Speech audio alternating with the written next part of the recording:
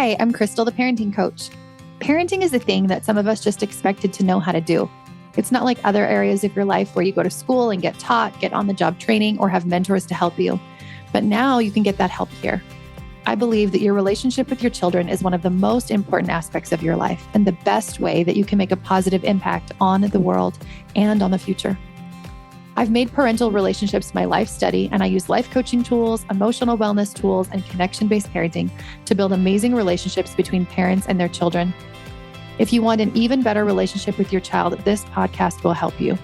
Take my parenting quiz at the link in the show notes. Once we know what your parenting style is, we will send some tips tailored to you and a roadmap to help you get the most out of my podcast. Welcome to today's podcast episode, Emotional Regulation Tips When Traveling with Kids. Our family is off on a crazy school year-long adventure of world travel. Travel has always been a big part of our life and journey, but we are now taking it to the next level. We have spent the last couple of years living in several different locations and loving life, but have always wanted to travel internationally with our family of 6, and we're finally doing it.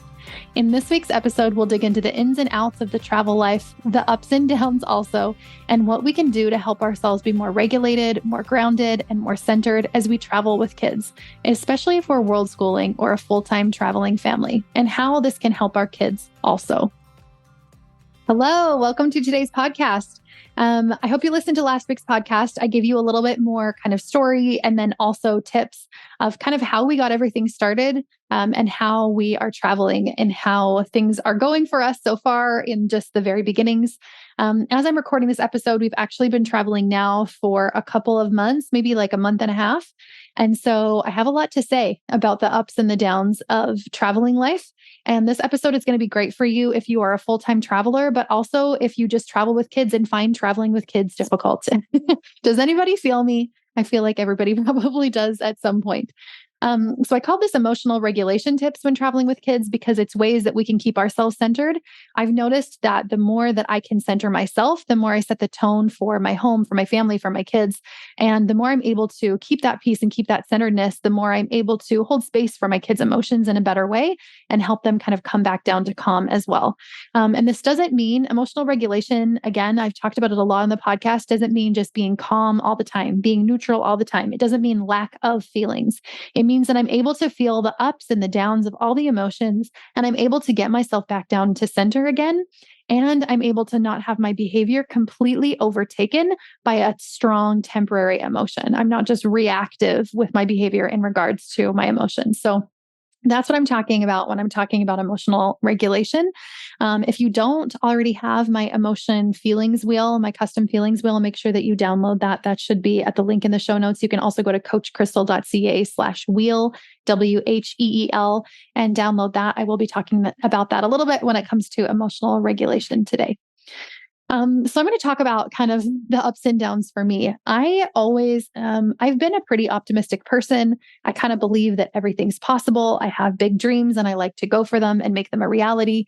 And a lot of times when it comes to those big dreams, I often think about just all of the good, how amazing it's going to be, that it's just going to be amazing all the time. I see it just being this like lovely, blissful, strolling through the woods with kids, and it's amazing.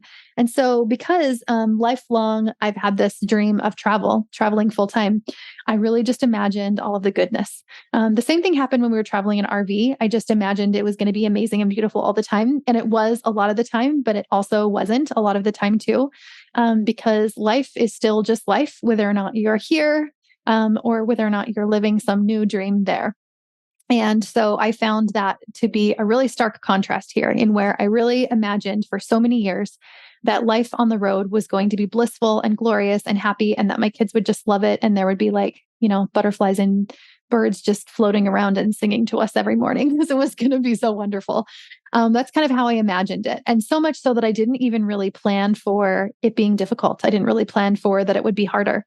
And just the regular parenting struggles of kids arguing or kids getting sick or kids, not wanting to do what the plan is or whatever, just all of the normal, ordinary stuff you go through as a parent. I feel like it's kind of amplified when you're traveling. Do you feel that way? Have you ever been on a vacation where you're just like, I don't even know if I should call this a vacation because it doesn't feel vacation-y to me. It feels like a lot of work. And it's hard. It's difficult. And not that it's not worth it, but can be really hard. Well, I feel like I reached that times 10 because it's like full time and we're in different locations with different languages and different foods, and trying to organize and arrange everything has just been a lot.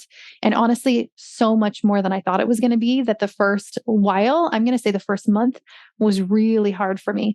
I found myself irritable, way more irritable than I usually am. I found myself more emotional. I didn't go back to just like being yelling and being triggered all the time or anything. But I definitely felt just just a general malaise and a general more irritableness than I have in a lot of years.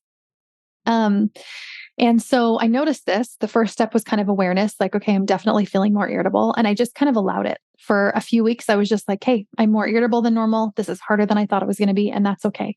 And all I did was just say that over and over again. I just accepted it. After a few weeks, I did sign up for a coaching call with one of my coaches. I actually got coached a couple of times.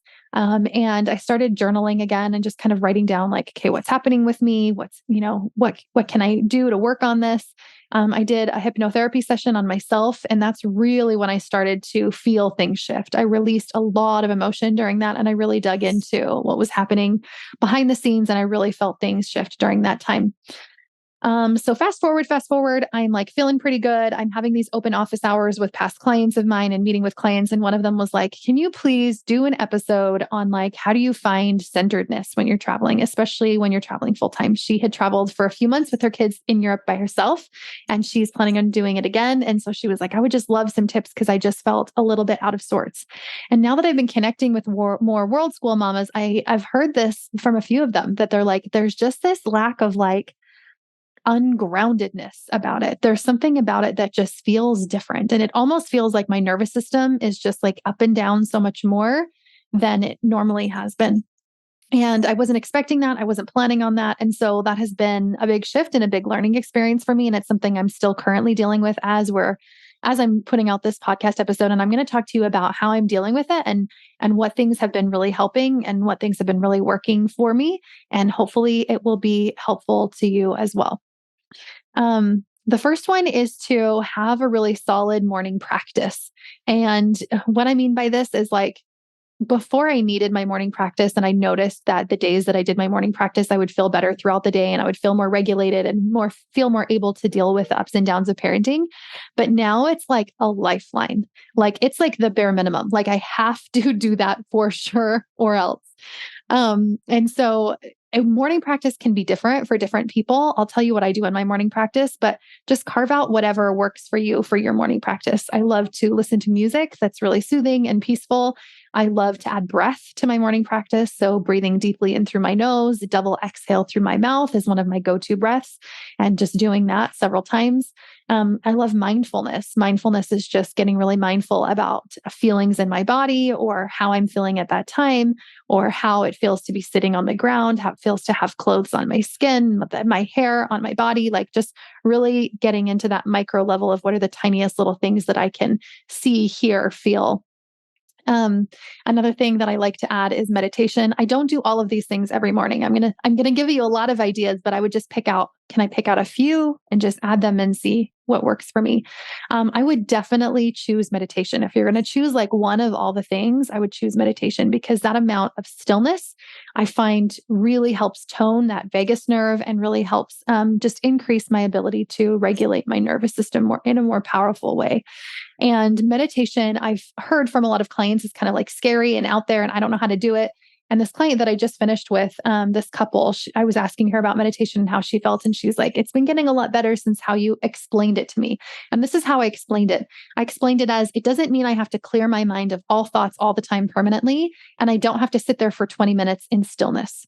So I suggest you start for 30 seconds or 1 minute. If stillness is not that hard for you, then maybe go to 2, 3, 4, 5 minutes. I wouldn't go beyond 5 minutes if you haven't really been practicing meditation regularly. Like just start small. because we don't want it to be this big, huge thing that our brain's going to fight us on every morning. We're just like, okay, I'm just going to sit here in stillness. And I just allow the breath or just allow the thoughts just to flow out of my mind. And I just have my breath go in, my breath go out. And I'm just focusing on that breath coming in and that breath going out. And as thoughts come in, I'm not like mad that a thought's coming in. I'm not feeling anxious or worried or stressed out about it. I'm just letting it come in and then just gently flow out again. And that's all I do. That's literally all my meditation practice. I'll sometimes add a visualization at the end where I kind of visualize like, what do I want to feel? What's an emotion that I would love to feel? So this can be really powerful when traveling. If you're like, I know I'm going to be out and about all day today or all day tomorrow or something. What emotion do I want to have? If I could feel anything, if anything was possible, what emotion would I bring into my body? And then visualize that in my body. Where do I feel that? Describe it. What does it feel like?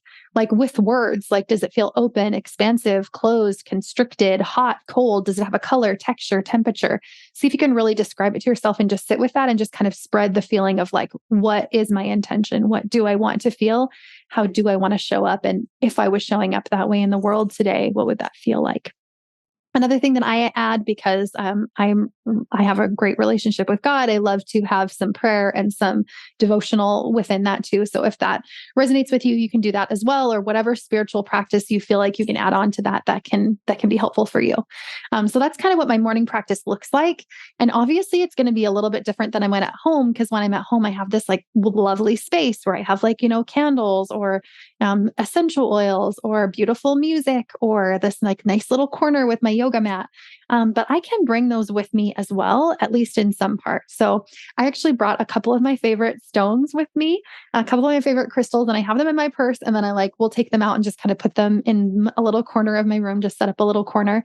I always bring at least a couple essential oils with me when I'm traveling also, because I just don't know how to not have them because I love them. So I always bring something kind of soothing, like a lavender, or something cleansing, like a pepper or a lemon, something grounding, like a peppermint. And I'll have that in my space as well. And I always have some really awesome playlists on Spotify. I love to have awesome playlists on Spotify. I find that really helpful as well. So I kind of like get into my space and I organize everything, especially if I'm going to be here for like a while, like a full week or a full month. I'm going to unpack my things so I don't feel so disconnected there. And then I'm going to have a little space. I always bring like a journal. And so I can have at least a few of those things. Now you can modify this however works for you, but have something that sets your day up in a way that's helpful and healing for you, whatever that is, whether or not it's just journaling or just breathing, but giving yourself something in the morning that's just you time is really going to help set you up for success. Second, I would say if you are traveling long term, like we are, I really find that I'm missing a sense of community. I'm missing being able to speak with people that speak my language, because I'm not great at the languages that, we're in these countries of. And so finding some sort of sense of community, whether or not that's like a local church congregation you can find, or a local homeschooling Facebook group. I joined some of those when we got here to Italy, which is where I am right now as I'm recording this podcast. You can even look up community activities. So we found this one the other day that was like just happening in a little town around Rome. And it was just kind of like put on by the town or whatever, just like some local small thing for kids. So you can look for things like that to kind of go and meet people. You can look for either expat or homeschooling communities in that area, see if you can find people that speak your same language-ish, whatever you can do to kind of add to that sense of community. You can connect with people from back home through things like Marco Polo or Instagram to kind of feel that sense of community. I feel like there's a feeling that comes when I feel grounded, when I feel centered, when I feel safe, and when I feel secure, and when I feel connected to my community. And so even when you're doing your visualization in the morning, imagine what that would feel like. So even if you don't have access to any of these things, if you're like, no, I'm in the middle of the wild and I literally cannot join any Facebook groups or do anything, what would that sense of safety and security and community feel like in your body? And then how can you spread that feeling throughout your body? And maybe there's just little changes or things that you're going to do differently throughout the day, because you are feeling that sense of community anyways, even though you're not maybe physically present with your community. Another one I'm going to add on here is to take breaks. This is really tricky if you're traveling solo. So you're going to have to look into something like a babysitting service. Maybe you have an older child that can stay home and babysit. Maybe you can just give yourself a break by like, I'm not going to get any work done tonight when the kids go to bed. I'm just going to do something for me. I'm just going to sit and watch a movie, or I'm going to do something at home. If you have older kids like we do and you're in an area where you feel like it's really safe, you can go out and go on a date together, or you can take turns. You take a kid and somebody else takes a turn taking a kid, whatever it is that feels fun and feels like a break for you. Another one I'm going to add that's like so good is to make sure that you have down days in between your really busy days. So one of the reasons I think I was feeling so irritable when we first started is that we did New York and then England and then Athens, and it was really quick. And every single day when we were in New York, it was like out and about all day long. Like we were averaging between 18 and 22,000 steps every day, every single day that we were there, except one because there was a crazy flood. And that one day was really needed, but I think we could have added in a lot more just chill, relaxing days. Unfortunately, in New York, hotels are really small. There's not really a lot of open space where you can just like hang out and do nothing. And so it does kind of just lend itself to a lot more hustle and bustle. And then by the time we got to England, we had some sick people. So we spent a lot of time just dealing with like, how do we find ways to help them feel better so that we can get on the flight again. And we were dealing with jet lag and all of that. And so that was a little bit tricky. And driving on the opposite side of the road ended up being a lot more tricky than we thought it was going to be. We had this giant, like 12-seater van. And the roads there are very small. And so everything was pretty tricky when we were over there. And then we went straight to Athens again, just for a few days. So I think it was the speed and intensity with which we were doing things that really added to that dysregulation for me. And now that we're in places for a month at a time, it's easier for me to kind of just slow down and to not feel like, okay, we have to just make the most out of every day. We can just have days that are just down days. Like today, we walked around for a couple of hours. We spent some time at the house. We did some homeschooling in the morning for a couple of hours. And then now I'm getting a few hours of work done this afternoon. And so not every day has to be go, go, go. And in fact, I think it helps you enjoy the days that are go, go, go when you have days that aren't. And so some things that have been helpful for us to have is we got everybody Kindles before we left. And my youngest got a Yodo, which is kind of like an audio book. Instead of an e-reader, it like reads books to you. Really simple, super cool. And she's been really liking that also. So we always have something we can do, but we are definitely missing our regular library. We love going to the library. Every week we do that back home. And so finding ways to homeschool has been trickier. We've definitely had to do a lot more like just museums and historical sites and learning about where we're going and what we're doing and where we have been than book learning that we do more. Okay, so I said take breaks, carve out time for you each day, long-term, building that sense of community, having down days in between. And this is probably going to be number one, I would say, is flexibility. I feel like the reason why things were so hard for me, and this is what I uncovered in my morning journaling practice, was like, what's really so hard about this? Like, why do I feel just irritated and agitated and like out of sorts every day? And what came up for me was this level of like, I had this idea of how today was going to go. Like I planned this and this and this and this, and then it didn't go that way. A train broke down, or we got pickpocketed, or a kid was sick, or we went there and it was closed or whatever. Like there were so many things that would go not the way that I thought they were going to. There's this concept called prediction error, where a kid freaks out because they really think when they wake up in the morning, something's going to be a certain way and then it's not. And that's really hard for them. That's also really hard for us as adults. And I don't think I really realized how difficult it was for me when I had this idea of how I wanted things to go, and then it didn't go that way. There's this one area in New York that I've wanted to go to. It's called the Cloisters. It's a museum by the Met, and it's like an hour it's like super north Manhattan. And we've never been able to make it. We go to New York often, and we've just never been able to make it because it's so out of the way. And I was like, this is the trip that I'm going to make it. And like every day we would try, but like the kids would want to go here or there, or it would be too far or whatever. Like whatever happened, it just did not happen. And I felt myself getting more and more agitated every day because I was like, I just want to go to the Cloisters. And then it rained. There was this huge flood. We didn't have time the day that we were traveling. And so it just did not work out. And so then fast forward, the same thing happened when we were going to Rome. I was like, you know what? It's fine. I'm just not going to plan anything. We'll just go into Rome and we'll just have fun and we'll just wander around. Well, even just like we're going to have fun and wander around, did not work great either because the Coliseum is super packed and busy and we couldn't get tickets. And it started to rain, like crazy torrential rain downpour while we're walking and we don't even know where we're going. And there's people everywhere. It's still really busy, even though it's November. And I didn't think it was going to be so busy when we were traveling here. So there was still definitely some of that prediction error and still some of that. I thought that this was how it was going to be. It's not this way. And I'm feeling frustrated about that. And so the more that I allowed myself just to kind of dig into what about this is frustrating me, what am I actually feeling, like naming the feeling that I'm feeling and allowing myself just to sit and feel it, the more I've been able to process things and release things. And like I said, that guided hypnotherapy session I did on myself was really powerful. I didn't realize it was going to be so powerful. I'm like, I should have done that like a month ago. In helping me just to release things. But then I did a lot of journaling after that too. Like what came up during that session, what came up afterwards, like what is underneath this? Why do I feel like I need this sense of control? Why do I have to plan everything else out? Like, what am I hoping to achieve here? What do I really want our days to look like? And like, why do I want it to be that way? And the more that I asked myself those questions, the more clarity I got around really what I want and how I want to be and how I want to show up. And I felt this huge sense of groundedness.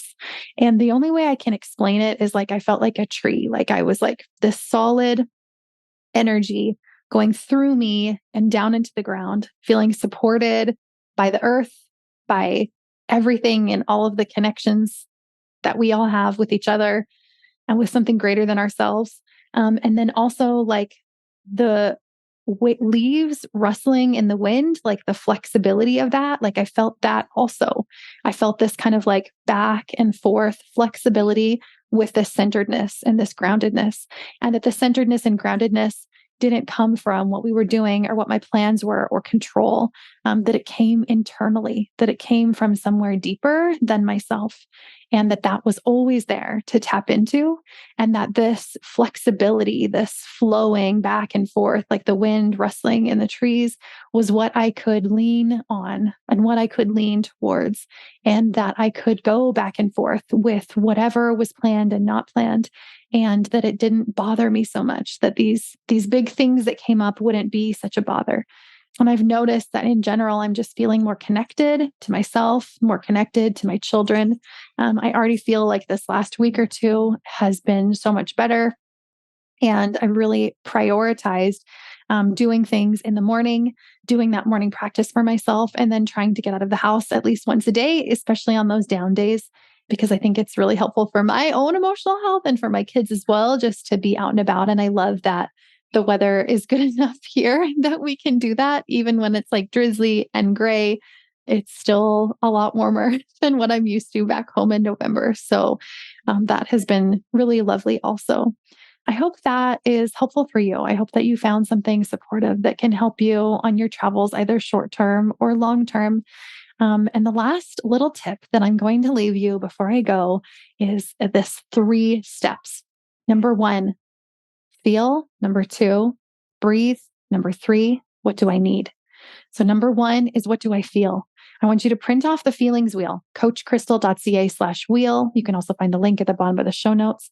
Print that off and have that with you, or you can just have it like on your phone or something, take a screenshot of it and just take a minute to just tune into, what am I feeling? Especially if you're feeling a really strong, a really big emotion, see if you can name what that feeling is and just sit with that for a second. Number 2, breathe. You're going to do that inhale through your nose, exhale twice as long out through the mouth, and just sit with that feeling. We're not going to push it away. We're not going to judge it. We're not going to feel bad that we're feeling irritable. We're just going to allow ourselves to feel it. And we're just going to breathe into that. We're going to do that for just a few breaths. And number 3 is, we're going to ask ourselves, what do I need? And I mean, what do I really need? Not on the surface level, like I just need to scroll my phone or I just need to eat a bunch of Oreos. Like that's my surface level needs. But underneath that, like, what do I really need here? Deep down, what is needed? And when I ask myself that, then that can really help tune my body into my intuition and what I need in that moment. And I can give myself what it is that I need. So again, what do I feel? Number 2, breathe. Just allow yourself to take a few deep breaths just to sit with that emotion. And number 3, what do I need? All right. I hope that was helpful for you, and I will see you next week. Next week is our last episode of the season. Then we're going to take a break for a few weeks for the winter and have a lovely Christmas. And then we will be back in January with a whole new season for you.